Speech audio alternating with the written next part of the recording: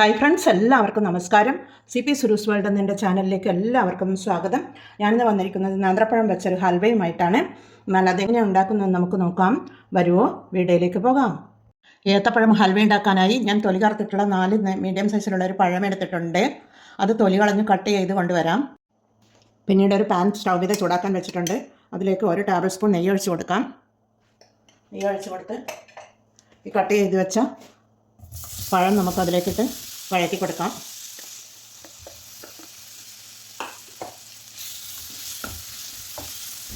ഇതൊന്ന് വഴറ്റിയെടുത്തതിന് ശേഷം മിക്സിയുടെ ജാറിലിട്ട് ഇതൊന്ന് അടിച്ച് കൊണ്ടുവരണം.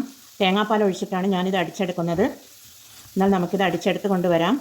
ഇതൊന്ന് ഫ്രൈ ആയി വരട്ടെ. ഒന്ന് ചെറുതായി ഒന്ന് വഴന്ന് വന്നാൽ മതി. പഴത്തിൻ്റെ പച്ച ചുവയൊന്ന് പോയി കിട്ടുവാൻ വേണ്ടിയാണ് ഇതുപോലെ വഴറ്റിയെടുക്കുന്നത്. വാട്ടിയെടുത്ത പഴത്തിൻ്റെ മിക്സി ഞാൻ അടിച്ചു കൊണ്ടുവന്ന് ഇതിൽ ഒരു പാനിലേക്ക് ഒഴിച്ച് കൊടുത്തിട്ടുണ്ട്. അതിലേക്ക് നമുക്ക് കുറച്ച് തേങ്ങാപ്പാൽ ഒഴിച്ച് കൊടുക്കാം. 1 കപ്പ് തേങ്ങാപ്പാലാണ്. അത് ഒഴിച്ച് കൊടുത്ത് നമുക്ക് ഈ കൂട്ടൊന്ന് ഇളക്കി കൊണ്ടുവരാം.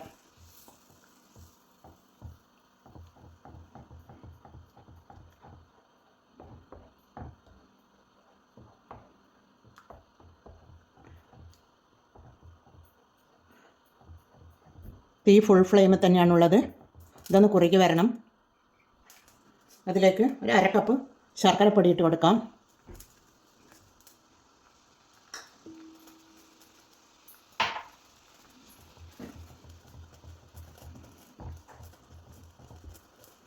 എൻ്റെ അടുത്ത് ശർക്കര പൊടിയുള്ളത് കൊണ്ടാണ് ഞാൻ ശർക്കര പൊടി ഇട്ട് കൊടുത്തത്. നിങ്ങൾക്ക് ശർക്കര പാനി കാച്ചിയിട്ടും ചേർത്ത് കൊടുക്കാം.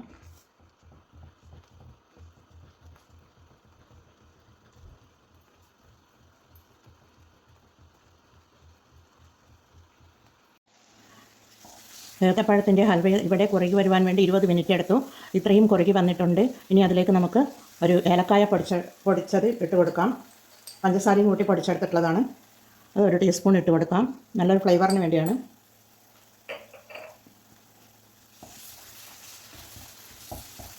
ഇനിയും കുറച്ചും കൂടി കുറുകി വരാനുണ്ട്.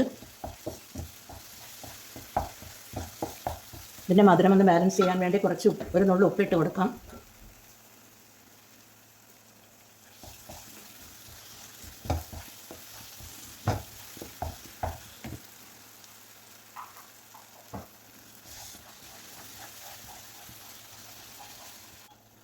കുറച്ച് നെയ്യ് ഒഴിച്ച് കൊടുക്കാം.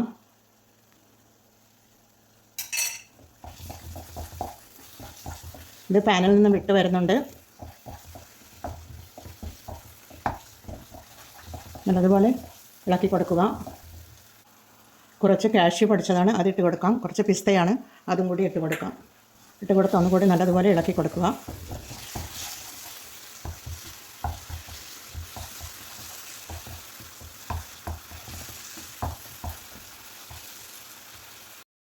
നമ്മുടെ ഏത്തപ്പഴം ഹൽവ ഇവിടെ റെഡി ആയിട്ടുണ്ട്.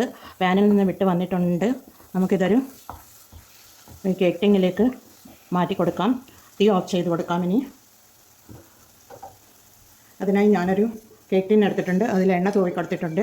അതിലേക്ക് നമുക്ക് മാറ്റി കൊടുക്കാം. ഹൽവ ഇവിടെ കൂളായി വന്നിട്ടുണ്ട്. ഇതിൽ നിന്നും കേക്ക് ടിന്നിൽ നിന്നും വിട്ട് വരുന്നുണ്ട്. നമുക്കത് പ്ലേറ്റിലേക്ക് മാറ്റാം.